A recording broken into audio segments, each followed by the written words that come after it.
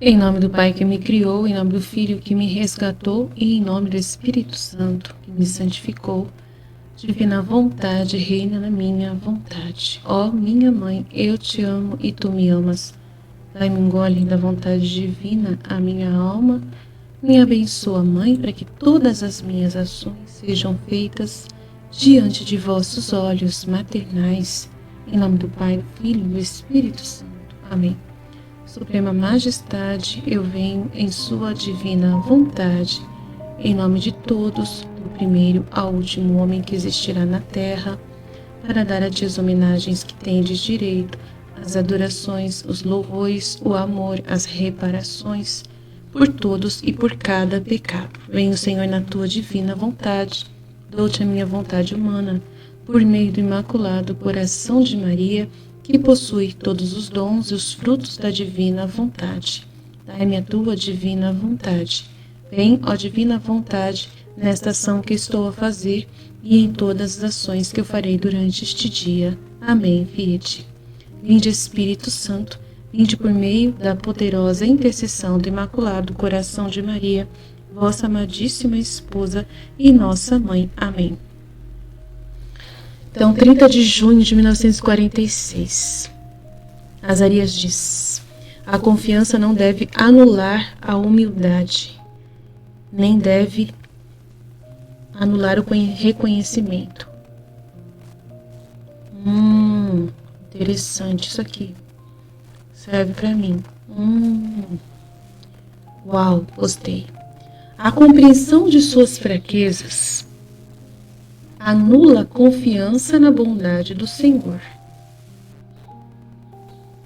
Uma alma que possuísse um desses elementos, dois elementos, mas carecesse do outro, seria imperfeita e seguiria com dificuldade nos caminhos da perfeição. Ontem falava o Santíssimo Senhor e eu fiquei calado. Se pudesse falar-te, te teria feito considerar que Pedro é um exemplo perfeito de alma que está em equilíbrio de santidade entre a confiança, que anula o medo, e a humildade, que mantém a alma nas condições necessárias para servir ao Senhor e receber a ajuda dele. Pedro pecou como homem e como apóstolo, mas seus pecados como homem antes de ser escolhido como apóstolo não foram obstáculo para que se tornasse apóstolo, pois de fato, por meio deles, sua humildade foi fortalecida e sua confiança na justiça divina, que o estava escolhendo como apóstolo, se manifestou. Então vamos tentar entender, né? Vamos hoje ler e meditar. A compreensão das fraquezas, né? Das suas fraquezas, a compreensão de suas fraquezas anula a confiança na bondade do Senhor. Não poderia, né? Não pode ser assim.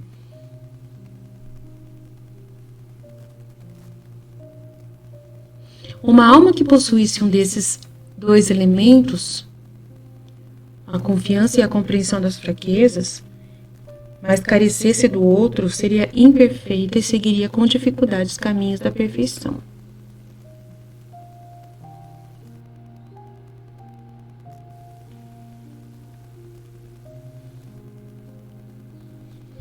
Aí aqui em cima fala que a confiança não deve anular a humildade, nem o reconhecimento.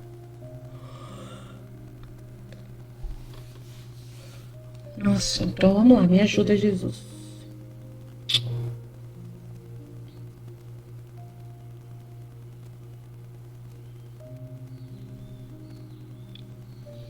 Então, precisa ter os dois bem em harmonia. É o que ele vai falar, o equilíbrio, né? O equilíbrio de santidade entre a confiança, que anula o medo, e a humildade.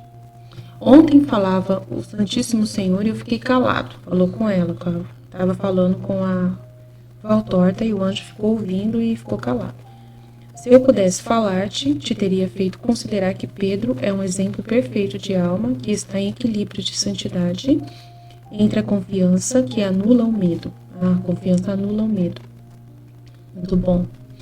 E a humildade, que mantém a alma, né, considerando o seu nada, nas condições necessárias para servir ao Senhor e receber a ajuda dele. A alma continua, né, na humildade do nada, né? Pedro pecou como homem e como apóstolo, mas seus pecados como homem antes de ser escolhido como apóstolo não foram obstáculo para que se tornasse apóstolo, pois de fato, por meio deles, sua humildade foi fortalecida e sua confiança na justiça divina que o estava escolhendo como apóstolo se manifestou. Então, pelo fato de Pedro ter negado Jesus Cristo, né, fez com que isso fizesse dele mais humilde. Né? Foi isso que aconteceu. Mas ele confia na misericórdia de Deus. Então, ele tem um equilíbrio perfeito de saber que ele não pode confiar em si mesmo e que ele pode confiar só em Deus. Então, tá certo. Ele é um nada e Deus é tudo. Então, é isso que aconteceu com Pedro. E isso fez dele um ótimo apóstolo, um santo apóstolo, né? E o Papa escolhido por Jesus, né? E a pedra, a rocha escolhida por Jesus para erigir a sua igreja ali nele, na fé dele, né? Isso foi importantíssimo para ele. Uma das armadilhas da alma, muitas vezes, é a falsa humildade. Então, antes dele pecar, ele tinha falsa humildade. O Pedro, antes dele pecar, antes de acontecer o pecado da negação, ele tinha falsa humildade. A gente percebe isso na Valtorta, que ele era falso humilde, né? A gente sabe disso. Ele era bem orgulhoso, muito orgulhoso demais, né? Os comentários que ele faz às pessoas, o julgamento que ele fazia das pessoas, mostrava claramente, né, que ele tinha algum problema de orgulho, tal. E depois Jesus foi moldando ele e ele começou a ficar quieto, simplesmente só quieto, por amor a Jesus. Ficava quieto por um bom tempo. Ele começou a ficar quieto. Mas era uma falsa humildade. Dentro dele queimava, né, a ira, né, diante das circunstâncias. E aí, depois da negação que ele negou Jesus, aí acabou essa falsa humildade que ele tinha. Acabou de vez. Jesus acabou de uma vez por todas com aquela falsa humildade dele. E aí, a partir dali, ele viu quem ele era realmente, né? Que ele não podia confiar nele mesmo de jeito nenhum, e aí ele começou a ter essa confiança cega em Deus, né? E foi humilde, a ponto de ouvir bastante Nossa Senhora, tudo que ela falava, né? A ponto de ouvir as outras pessoas e tal. E aí ele teve uma confiança mais poderosa em Deus. Ele teve o equilíbrio perfeito entre a humildade e a confiança. A falsa humildade chega fazendo com que você negue os prodígios de Deus em você. Mas por quê? Ouvir-se dizer, não, você merece porque você é bom, você é digno e assim por diante, a confiança fraca age de forma a levá-lo a duvidar de Deus e de seu poder e a julgar suas ações, a julgar as ações de Deus. Né? Porque se você não é verdadeiramente humilde e você foi escolhido por Deus e não passou por um teste para poder, como da negação, né? Você não passou de verdade por um teste, né? E aí Nossa Senhora que fez o Pedro ver, né, essa realidade. Porque na hora que ele estava lá destruído de culpa, né, Nossa Senhora que levantou ele, né? Nossa Senhora que conversou com ele, falou que era isso que Deus queria dele, né? Que ele fosse humilde daquela forma. E depois, na hora que Jesus conversou com ele também, fez ele, né, entender. Né, quando Jesus falou assim, Pedro, tu me amas? E aí Pedro... Sim, mas só que era um amor ainda de amigo ainda, né? Só de colega. Pedro, tu me amas? De novo, né? Era um amor só de colega. Pedro, tu me amas? Aí, na terceira vez, o Pedro entendeu. O Senhor sabe que eu te amo, né? Então, aí ele entendeu o que Jesus queria, né? Lembrou. Então, aí dali diante ele entendeu, né? Que era para ele amar de verdade, com realidade, de que Deus estava confiando nele, de que Deus esperava dele tudo aquilo que ele tinha falado, já conversado com Jesus, tudo que Jesus já tinha pedido para ele, então que Deus estava contando com ele, que ele precisava, né, amar de verdade, não era simplesmente doando a sua vida de verdade, né? Não era simplesmente só admirar Jesus como uma pessoa assim especial, mas sim era realmente dar a sua vida de verdade a partir dali para poder, né, ser a confiança, né, a rocha em que Deus tinha colocado a sua confiança no Pedro, né, falando, eu conto com você. Você está entendendo que eu conto com você? Então, ali que Pedro... Ah, sim, entendi. Ah, tá bom, agora eu já entendi o que o senhor está querendo dizer. Peraí, tá bom. Tipo assim, entendeu? Jesus perguntou para ele, você me ama? Sim, ai, eu te amo. Pedro, você me ama? Sim, eu te amo. Eu te amo.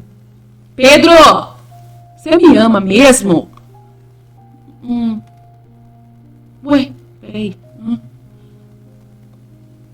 Ai, desculpa, Jesus. Perdoa aí, eu tava meio viajando, eu tava olhando pro Senhor apaixonado, né? Que o Senhor é tão lindo, né? Ai, claro que eu te amo, Jesus. Eu sei isso. Então, Pedro, você tem que cuidar das minhas ovelhas, você tá entendendo? Você tá entendendo que eu conto com você, que eu tô indo agora pro céu e eu conto com você? Ah, sim, Jesus. Opa, eu entendi. Opa, Jesus, pode confiar em mim. O senhor não tem dúvida ainda de que eu tô junto com o senhor? Não tenha dúvida, Jesus. Eu estou com o senhor, sim. Tamo junto. Pode deixar, pode ir em paz que eu cuido das suas ovelhas. Pode deixar. É a minha parte, eu vou fazer. E aí, graças a Deus, né, que Pedro entendeu, né? Glória a Deus. Entendeu melhor depois do Pentecostes, né? Vocês sabem disso, né? Depois que ele entendeu para valer mesmo. Aí que ele fez um discurso daqueles, logo depois que recebeu o Espírito Santo. E aí a gente viu que ele entendeu mesmo, a responsabilidade dele era muito grande, né? Mais ou menos isso. Ser humilde, mas com verdadeira humildade. Aquela que primeiro intervém nas relações entre ti e Deus e que humildemente confessa a Ele a tua consternação e te faz lembrar o que tu és e o que você era antes. Antes que vocês nunca viram, antes que você nunca viu, para se proclamar santo. E Deus é obrigado a beneficiá-lo por isso. A verdadeira humildade e dos verdadeiros santos sempre reconhece que os méritos da criatura são sempre átomos em comparação com a vastidão dos dons que o Pai concede à criatura, e desse reconhecimento surge um aumento no amor e, portanto, na união com Deus. Então, ser humilde, mas com uma verdadeira humildade, sabendo que você não é nada e Deus é tudo. Aquela que primeiro intervém nas relações entre você e Deus, né? Ele que é tudo. E humildemente confessa a Deus a sua consternação constante, né? De que você não é nada. E te faz lembrar realmente o que tu és, que você não é nada. O que você era antes, que era menos ainda, você era menos um e agora você é nada. Então, que vocês nunca virá a se proclamar verdadeiramente santo, né? Porque só Deus é santo. E Deus é obrigado a beneficiar você por isso.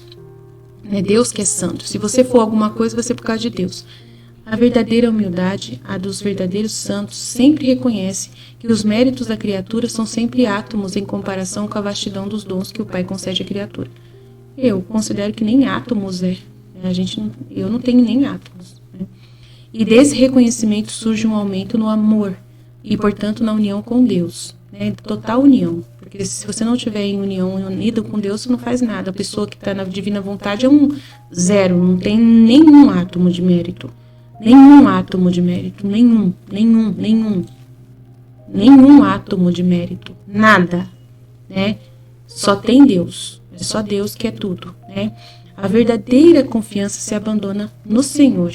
Ela sabe que é um nada. Aí sim, agora sim. A verdadeira confiança é aquele que se sabe que é um nada. Essa é a verdadeira confiança pura de verdade. De quem se abandona ao Senhor porque sabe verdadeiramente que é um nada. E isso aqui não tem nem átomo de mérito. Nada. Mas acredita que Deus é justo em suas ações. Então, você acredita que Deus sabe o que você sente. Que você sabe que você é incapaz. Que você conta com Ele de verdade. E você o serve sem julgar se você é um instrumento perfeito ou imperfeito para a tarefa. Você faz por amor a Deus. E abandona-se totalmente em Deus. E se coloca nas mãos de Deus e diz: faça-me o que quiser de mim. Este é o ato que obteve o Salvador para a terra. Então, é o ato de Deus. Maria, na solidão da sua casa, ficou também consternada, não por causa do milagre anunciado, mas por causa da forma da saudação usada pelo radiante arauto São Gabriel.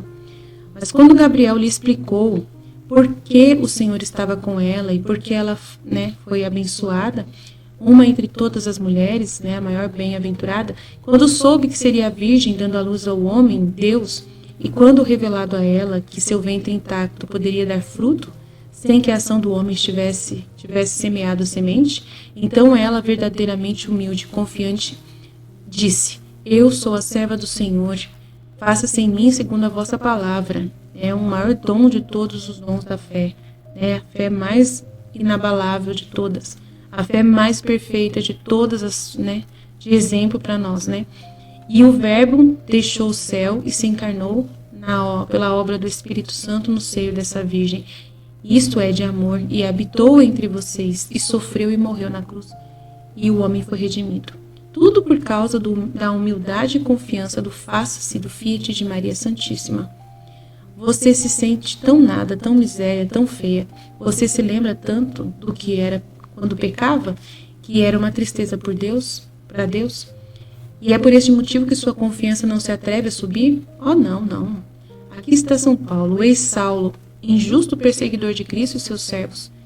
Ele diz, eu bem sei em quem pus minha confiança. Estou certo de que ele é poderoso o suficiente para conservar o meu depósito. Ouça como Paulo repousa sobre Deus, né? E ele esquece o homem do passado. Agora o apóstolo do presente, a doutrina que a morte o impedirá de continuar a difundir sobre tudo. Ele sabe em quem confiou e nada teme, como Deus tirou-o do atoleiro do passado, como o guiou nos caminhos do apostolado para recolher das mãos do apóstolo morto o tesouro que nele depositou para confiá-lo a outros que o propagarão, continuando o trabalho interrompido pela morte. O tesouro de Deus não perece, e Deus não decepciona as boas vontades. Não tema, lance seus cuidados ao Senhor, como diz o gradual da missa, oitava do Sagrado Coração. Para quando um filho chorar ao Senhor, ele ouve sua voz. Aquele que conhece a verdade das ações dos homens, e longas orações não são necessárias para explicar a ele o que é necessário, ou para deixá-lo pasmo para que ele não veja. Ele que busca estar atento e sabe se a pessoa se senta ou se levanta, nessa habitude do ser humano, ele que pode fazer tudo, e assim como fez de Simão apóstolo, também fez do zeloso fariseu inimigo do cristianismo Paulo o apóstolo do cristianismo, pois em ambos a graça de Deus não era inútil, não era infrutífera, e neles permaneceu ativo e transformador a graça. Mas quero explicar-lhes as epístolas das duas missas. Pedro canta o poder da humildade, né? Pedro e Paulo, né? Humilhai-vos sob a poderosa mão de Deus para que ele vos exalte no tempo da visitação. O homem também deve trabalhar por conta própria, unir sua obra de Deus. Desta ajuda mútua, desta cooperação surge a operação sagrada e perfeita. Pedro se esqueceu naquela noite de cooperar com Deus e adormeceu, né? Na agonia do Getsemane. 3 vezes, que sono simbólico e que número simbólico. São 3 concupiscências. 3 foram os momentos do sono do apóstolo que se rendeu à humanidade dele e, portanto, se abandonou, como quem dorme, ao ladrão deitado e como Sansão depois de ter perdido a união com Deus por ter adormecido no seio da tentação. Pedro também foi motivo de chacota sem força, nas mãos de Satanás que o levou a mentir, repudiar e fugir vilmente. Né, que é os 3 momentos da negação. Pedro, então, conhecia o mal que um pensamento de autocomplacência semeia, autopiedade de si mesmo, e que então brota e cresce sob formas cada vez mais pecaminosas. Ele diz, humilhai-vos sobre a mão de Deus. Isso significa que o dom de Deus não seja para a tua ruína, né, para você se sentir mal, mas antes pela humildade que conserva o dom e a união com Deus, de se sentir perdoado por Deus, né? Que Ele, o Senhor, te exalte no tempo da visitação. O tempo da visitação é o da vinda de Deus para recompensar ou punir o último dia. No último dia, há outras visitas, as manifestações de Deus em você, com conselhos, inspirações e missões. Mas a visitação de que Pedro está falando é o juízo final. Cada visita de Deus é exaltação, porque é a elevação da criatura a Ele. E se a criatura usar mal esses dons inestimáveis, ela experimentará tristeza e dor como resultado. Então, cada visita de Deus é exaltação, porque eleva a criatura a Deus. E se a criatura não aproveitar, né, isso causa-lhe tristeza e dor como resultado. Mas ela sempre pode compensar isso com atos de reparação, enquanto viver. Ao passo que a vinda final não admite mais nenhuma reparação ou modificação. É a exaltação ou a condenação eterna do homem. Então, viver de tal forma que Deus possa te exaltar na hora da visitação. Então, viver todos os dias esperando, né, dar tudo a Deus, tudo de verdade a Deus, né? E lance todos os seus cuidados sobre Ele, pois Ele cuida de você. Deus é o Pai. Quem é o filho que sabe que seu Pai o ama que quando algo o entristece, não vai até seu pai para lhe confiar seus problemas e receber sua ajuda, conselho e conforto? Então leva tudo para o papai, né? Para Deus, tudo que você sofre. Faça então por esta paternidade que é maior e mais perfeita do que a paternidade relativa e imperfeita da carne, o que você faz nas dolorosas ocasiões da vida, enquanto seu pai segundo a carne estiver ao seu lado. O que é que te faz chorar quando a morte tira um pai de você? Saber que você não tem mais o amor zeloso dele por perto. O mundo parece um deserto para você, porque aquele que cuidou de você não está mais lá. Mas Deus está sempre, sempre aí. E Deus é sempre o Pai, não chore. Então, ó tu que estás ansiosa, porque a quem quer apaziguar as tuas ansiedades, Deus. Sede sempre seu filho, né, o filho de Deus, e ele sempre será o vosso Pai. Para sermos filho dele, é preciso estar sóbrio e vigiar, porque o diabo, o teu adversário, te rodeia como um leão que ruge procurando te devorar. Resisti-lhe forte na fé, sabendo que teus irmãos espalhados por aí no mundo sofrem os mesmos sofrimentos que você. Mas não renova cada vez mais a continuamente o espírito em bondade, se embriagam com essas aparências externas, acumulando-se uma após a outra para receber elogios dos homens por causa disso e se empenhar no autoelogio. Então ele estilhaça, né? O demônio estilhaça a bela sobriedade que envolve não apenas o palato e o estômago, mas acima de tudo a mente e o espírito do homem, ao contrário da tríplice concupiscência, a razão de todas as ruínas da alma. Que a tríplice concupiscência, a carne, o mundo e o demônio, né? Estejam sóbrios, contentem-se com o seu pão de cada dia, isto é, o Deus que nos dá, o que Deus nos dá. E não desejem mais do que Deus dá, né? Ele sabe o que é suficiente para você. Até na parte espiritual, ele sabe o que é suficiente para você. Querer mais e buscar mais produz veneno. Para este imprudente, mais é composto de alimentos prejudiciais e não abençoados. Então, até coisas abençoadas, até coisas santas, tem que saber equilibrar, né? Ter harmonia também, né? Não tenhas o egoísmo de dizer que só contigo acontecem coisas dolorosas. Cada homem carrega sua cruz e certamente não é sinal de predileção divina ser privado dela ou ter uma pequena cruz.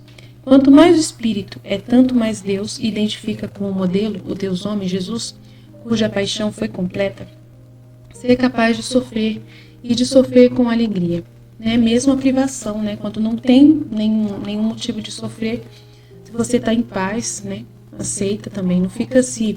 Eu vivo muito em paz mesmo. Então eu não fico preocupada com essa paz, porque às vezes você pode ficar preocupada com a paz que você tem, né? E aí você vê que teria motivos para não ter paz, mas só que não, né? E aí você pode ficar pensando, nossa, eu deveria estar sofrendo, que Jesus está sofrendo nesse momento. Não é assim que funciona. Você tem que viver na paz, né? Constante, porque Deus, ele é paz. A presença dele é para ser paz, independente do que o mundo está sofrendo e que tem muita coisa de sofrimento, né?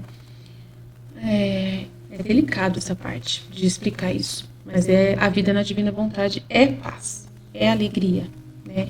Então as pessoas às vezes não entendem essa alegria, essa paz como algo bom e podem pensar que isso é alguma insensibilidade, né? E essa insensibilidade assusta às vezes, mas eu não me assusto mais porque eu sei que isso é a vontade de Deus para mim, que eu viva nessa felicidade, nessa alegria apesar de, né? Quando unido ao dos teus irmãos se funde com o sofrimento do Cristo para a salvação do mundo. Aí você acha assim, eu tenho que estar sofrendo com Cristo para a salvação do mundo. Mas se Deus não quer que você sofra agora, se quer que você fique em paz, você fique em paz, né? Olha lá, o sofrimento dos Cristo para a salvação do mundo e a vitória sobre Satanás. Seja capaz de sofrer e com alegria, sabendo que com um pouco de sofrimento Deus de toda a graça irá aperfeiçoar, confortar e conformar você, dando-lhe no final a eterna glória pelo seu sofrimento junto com os méritos infinitos do Santíssimo Jesus. Então, eu sou filho da divina vontade, não sou vítima. Então eu fico em paz, porque não é a filha da divina vontade, não é para ficar, né, nervosa com nada, nem sentir necessidade de nada. Só aquilo que Deus, né, traz para você, né? Então é diferente, por isso que tem que estudar a escola da divina vontade, para você entender essa paz no coração e essa alegria constante que a gente tem. Não é normal um filho da divina vontade ficar toda hora angustiado e com sofrimento. Não é normal. Porque mesmo com o sofrimento, você continua em alegria e paz por saber, né, que você está colaborando com Deus. Então, mesmo assim. Então, não tem lógica. Né? E depois do Beato Pedro, falando a todos os crentes, e ainda mais aqueles que por um elemento de eleição em suas vidas devem retribuir com absoluta dedicação, está Paulo, que parece falar precisamente a vós, vozes, porta-vozes, ou melhor, em seu nome, respondendo por você ao mundo dos incrédulos e resolutos. Eu declaro a você que o evangelho por mim pregado não vem do homem, pois não o recebi nem o aprendi de homem, mas através da revelação de Jesus Cristo. E o que mais vocês podem dizer, porta-vozes do Senhor? O que vocês dizem é seu? Ou foi dado a vocês por alguém que foi um professor na terra, um mestre na terra? Não vem a vocês na palavra, é dele, diretamente dele. Você recebe para dar. Não podeis orgulhar-vos nem recusar, pois se o fizesses, desagradaria a Deus, e no entanto poderia repetir em vós o milagre de Damasco e aterrorizar-vos, para convencer você que contra a vontade de Deus não há resistência que seja útil. Quantos de vocês, tomados pelo medo, tentaram recusar este brilho sobrenatural que chove sobre vocês como raio celestial? Quantos, antes de serem porta-vozes, o fizeram quase ou, na verdade, zombou ou negou o sobrenatural vindo em busca de nada, dizendo que não poderia ser? Bem, então ele está falando aqui. Quantos de vocês, tomados pelo medo, né, da vontade de Deus, medo da vontade de Deus, tentaram recusar a vontade de Deus, que chove sobre vocês com um raio celestial? Quantos, antes de serem porta-vozes, como Jonas, né, recusaram fazer a vontade de Deus, né? O fizeram quase ou, na verdade, zombando ou negando o sobrenatural vindo em busca do seu nada, né? Ai, mas eu não posso fazer, como que eu vou fazer? Ó, Moisés, eu não sei. Ó, Jeremias, eu não sei falar, sou apenas uma criança. Quantos, né? Dizendo que não poderia ser. Bem, então, você ouve agora o que pode ser? No entanto, já que às vezes você é assaltado pelo medo de ter pecado, porque deste pensamento de resistência oferecida, digo-lhe que é melhor estar nesse estado do que ansioso por possuir certos dons. É melhor você estar nesse estado igual de Jeremias, igual de Isaías, igual de Moisés, né, do que você estar disposto aos dons. Está falando que é sempre humilde, estar sempre na humildade. Ansioso o suficiente para cair na armadilha satânica e favorecê-lo com o desejo de vestir-se com mantos que só Deus pode dar. Não ficar também ansioso, assim, para poder ser de Deus uma coisa, né, para poder chamar a atenção dos outros, né, para se achar muito especial também. Não é bom, não. É isso que ele está dizendo aqui. Digo-te que agirias mal em orgulhar-se de você mesmo, pois é um dom gratuito que Deus te dá para fins divinos, não porque é você, mas porque há necessidade de você.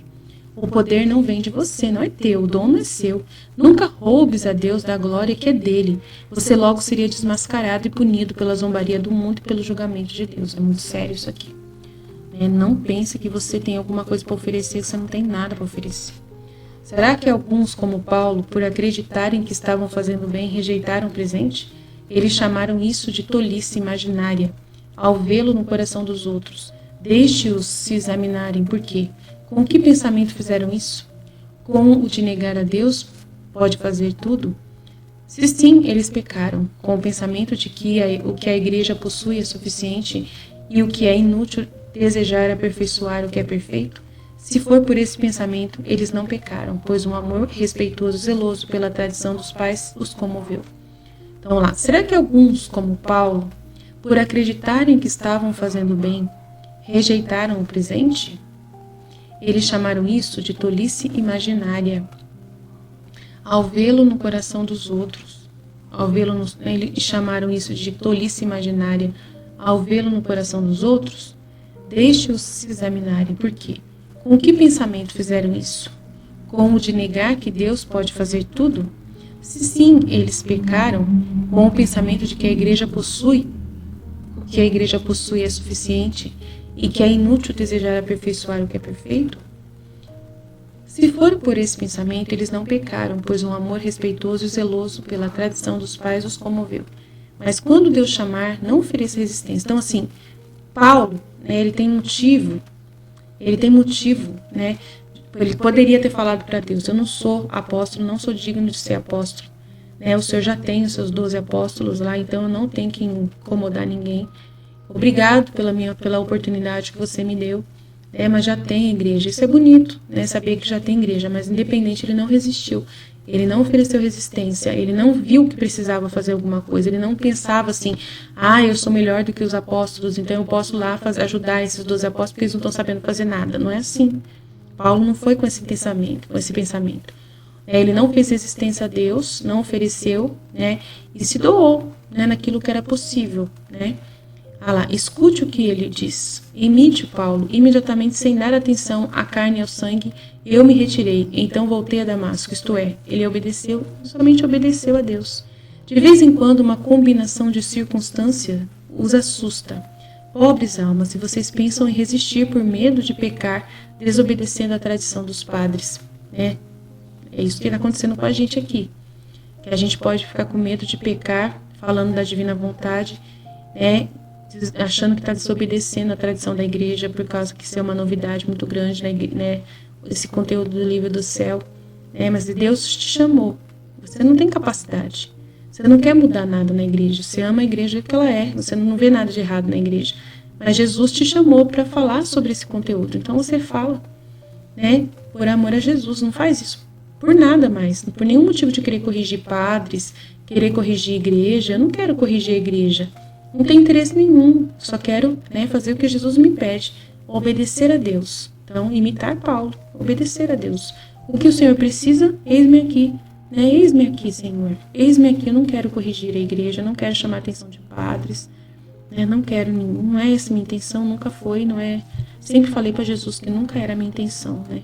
Tentar trazer o livro do céu para poder mudar alguma realidade, não, né? Enfiar a goela abaixo da igreja, de jeito nenhum.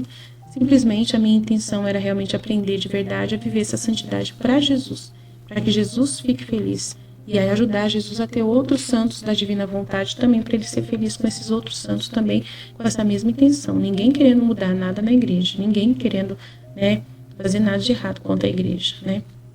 E a gente defende a igreja bastante, graças a Deus. Jesus me pede para defender a igreja. Ver, né, o motivo de tudo que está acontecendo na igreja. Qualquer coisa que estiver acontecendo na igreja, ver o motivo certinho do que Deus está fazendo. Esses dias a gente estava conversando sobre o sínodo da Alemanha, né? E a gente entendeu que a vontade de Deus precisa desse sínodo da Alemanha. Que não é uma coisa dispensável ter o diálogo para esclarecer os pontos que a Alemanha está trazendo, né? Então não tem nada de errado o Papa dar atenção e ouvir o que eles têm a dizer. E aí depois eles vão sair humilhados mesmo assim, né? Porque as coisas que eles estão propondo não tem como a igreja aceitar, o Papa não vai aceitar, mas precisa pelo menos ter esse momento de diálogo, né? De tentar explicar, né, o para quê e o porquê que não pode ser aceitado essas propostas, né? Ter uma conversa de explicação para poder acabar com isso de uma vez. Então, sem o sínodo não tem como resolver o problema de vez, né? Então é importante resolver isso, é uma discussão que precisa ser feita para resolver, para cortar pela raiz qualquer problema que tenha naquele país, né? Então é isso que a gente pensa. Mas quando Deus chamar, não ofereça resistência. Imite Paulo, escute o que ele diz. Imediatamente, sem dar atenção à carne e ao sangue, eu me retirei, então voltei a Damasco e obedeceu ao Senhor. De vez em quando, uma combinação de circunstâncias os assusta, pobres almas, e vocês pensam em resistir por medo de pecar, desobedecendo a tradição dos padres. Mas não, queridas almas, não. Escutem, quem é o mais forte? Deus. Quem vos chamou? Deus. Portanto, sem levar em conta um ou outro fator, obedeça àquele que está acima de tudo e vá com segurança. Considere que o sinal de Deus está sobre você. Ele sabe, vai com segurança. Os medos são de origem satânica, para fazer você desobedecer a Deus e arrebatar o instrumento de Deus. E as insinuações do mundo são um som sem valor que cai depois de ter soado. Deixe-o soar. Retire-se para Deus e sirva a Ele sozinho. Que a graça do Senhor esteja sempre convosco. Glória ao Pai, ao Filho e ao Espírito Santo. Amém, amém, amém, amém. Serviu bastante pra gente, né? Deus abençoe. Em nome do Pai, do Filho e do Espírito Santo. Amém. Jesus, eu confio em vós.